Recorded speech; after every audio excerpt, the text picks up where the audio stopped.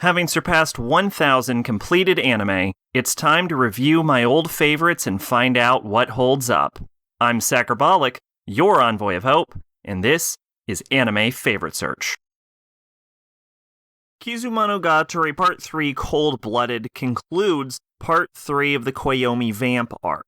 The basic crux of this is divided into what I guess is sort of two scenes, but not really, which is the return to full power for Kiss Shot, Acerola Orion, Heart Underblade, and a nice little scene between Hanakawa and Araragi, where we get what I feel like the start of this movie does is really help solidify the initial relationship that Araragi has with Kiss Shot.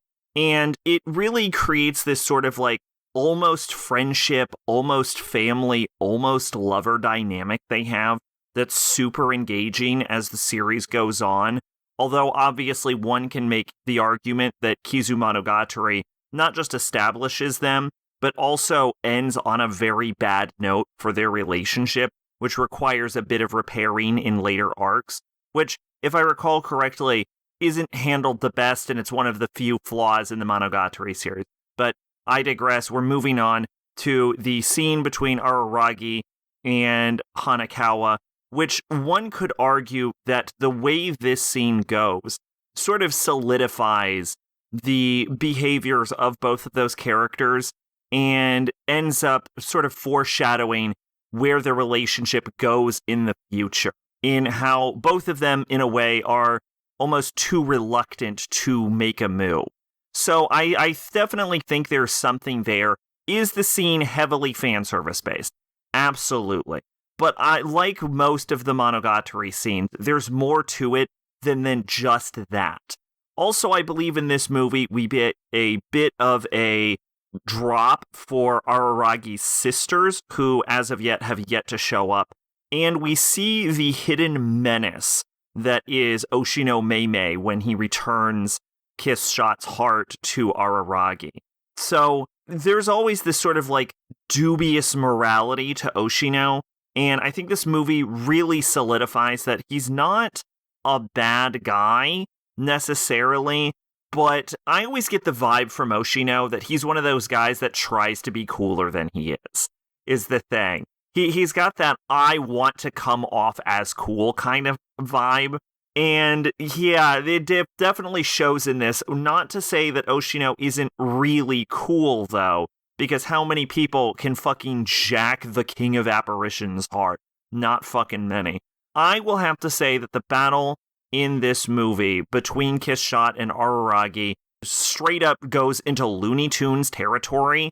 And I was not the biggest fan of it when I saw the movie the first time, or necessarily the second time. But I actually find myself really enjoying the quirks of the animation and what they're doing with it, especially now viewing it under the lens of that this is a series of visuals that are mostly being portrayed and filtered through the perception of Araragi, and Araragi is a fucking absolute goofball dipshit and is almost certainly exaggerating what is happening in this, and through the lens of Araragi just being a drama queen, it really does recontextualize a lot of the visual elements that you see throughout not just the course of Kizu 3, but also throughout the course of the entire Monogatari series.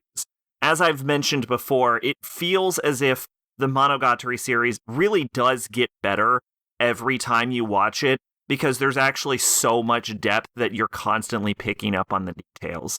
Where this movie definitely wins me over, and where I definitely feel that it's the strongest, is the, one would almost argue, bittersweet, tragedy-tinged ending to it. It is such an emotional gut punch when the movie ends up finishing off, and we see the relationship that would be the relationship between Araragi and Kiss Shot start to fully solidify, ending with a quote that is later repeated all the way up into Owari Season 2 before that final confrontation.